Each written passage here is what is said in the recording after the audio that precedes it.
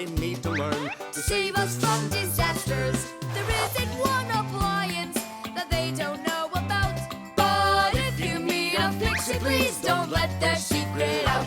But if you meet a Fixie, please don't let their secret out.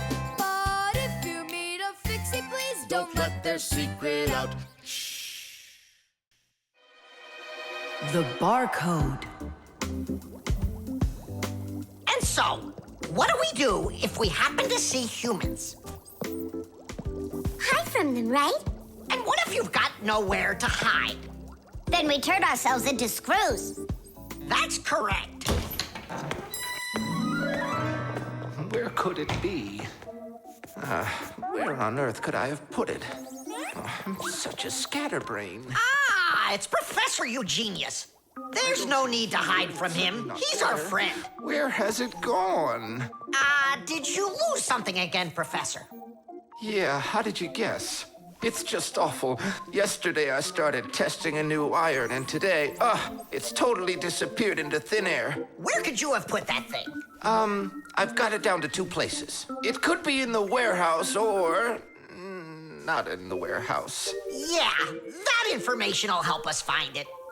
Or not help us find it. Class, follow me to the warehouse.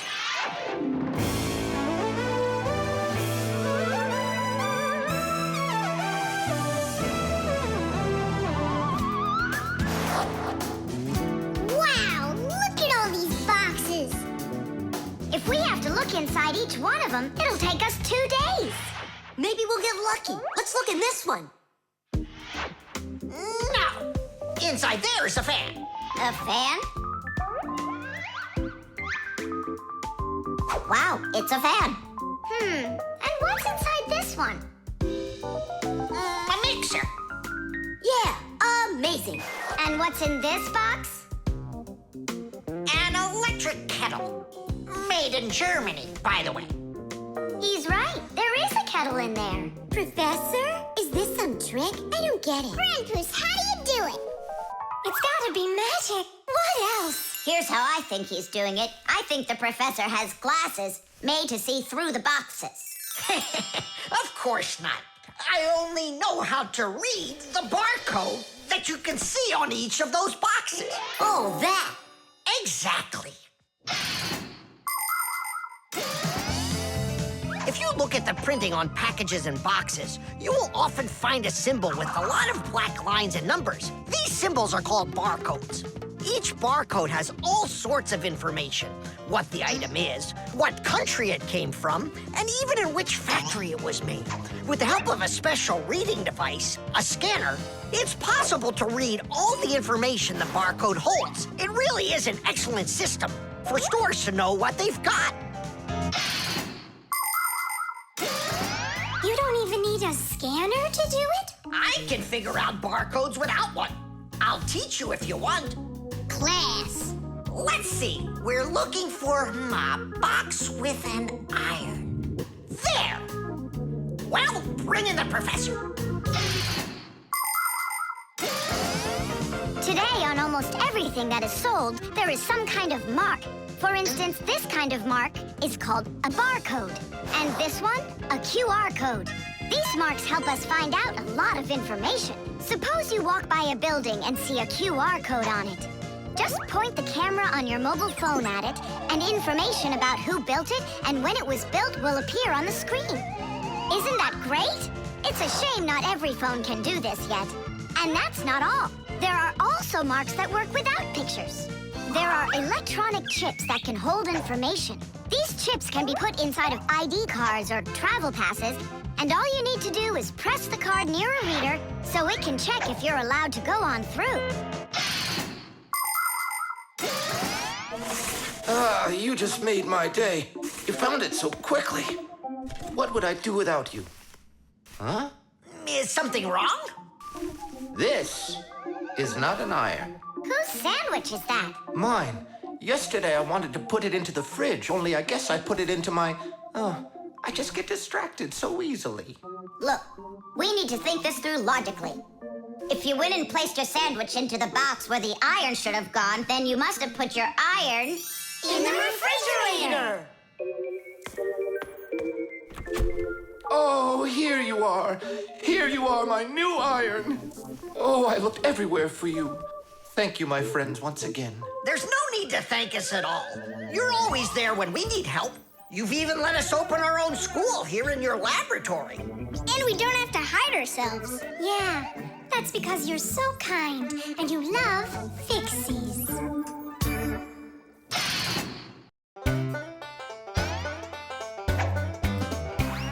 Can you believe that Fixies are such itty-bitty creatures?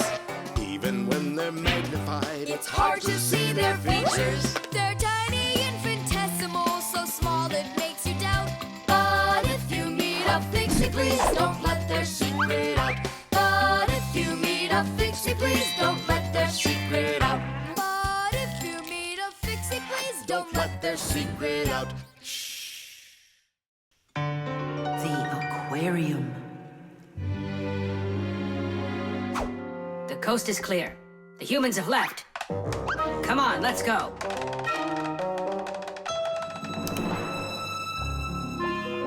Marcia, why are the fish looking so tired? Because they're not getting enough air in there. The water in the aquarium is dirty and it needs air, but the filter isn't working. The filter? Yes, that device over there. These fish need our help, and if we don't do something right now, they could die. Right. First, I'll fix that light, while you and Marcia go over there and see what is wrong with the filter. But I want to go and look at the filter too. You're too small for this. Oh, whoa, whoa, whoa. And you're a giant. I mean, you're like 6 feet tall, huh? That's enough arguing. Nolik, let's go.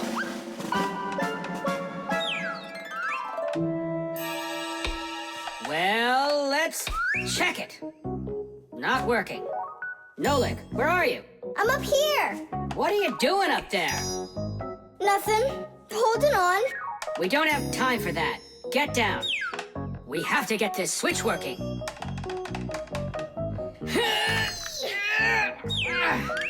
Marcia, what's the matter with the filter? Well, probably something's caught inside and it's stopping the motor from turning. A filter is used to keep the aquarium water clean. A motor in a filter turns the paddles and pumps water through a fine net or a sponge. The dirt in the water gets trapped in there, and the cleaned water is put back into the aquarium. Many filters not only clean the water, but also add air to it, so there will be more oxygen in the water. You see, even though fish live their lives in water, they need oxygen just like all of us.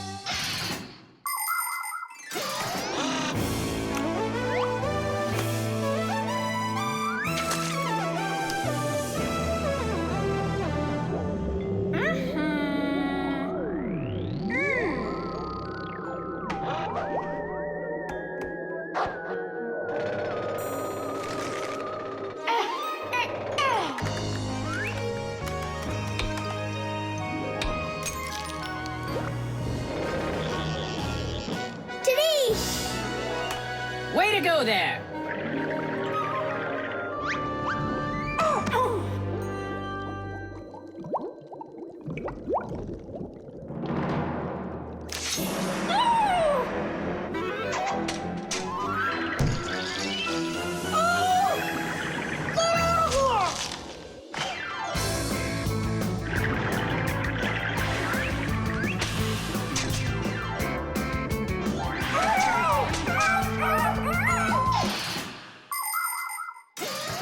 There are lots of ways for people to breathe underwater. As an experiment, try putting an empty glass upside down in water, and you'll see that some of the air stays in there.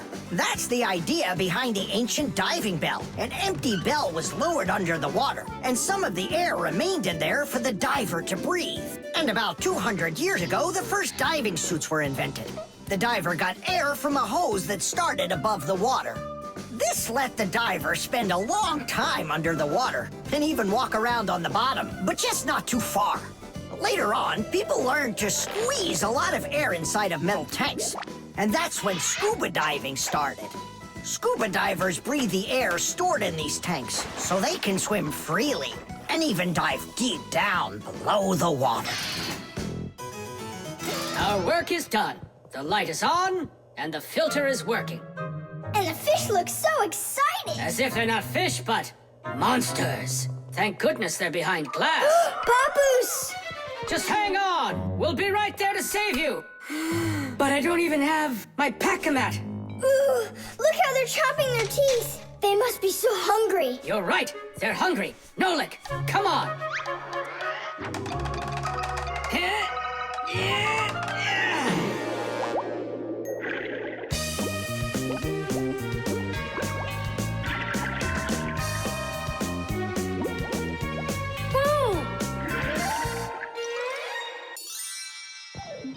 I can't believe those fish. They're so ungrateful. We went ahead and fixed their filter, and all they wanted to do was gobble us up. And I'm the one who saved you from them. I was the one watching what was going on.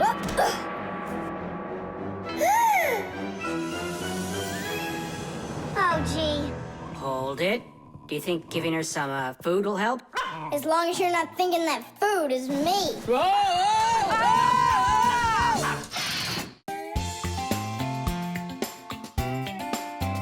But if you meet a Fixie, please don't let their secret out. But if you meet a Fixie, please don't let their secret out.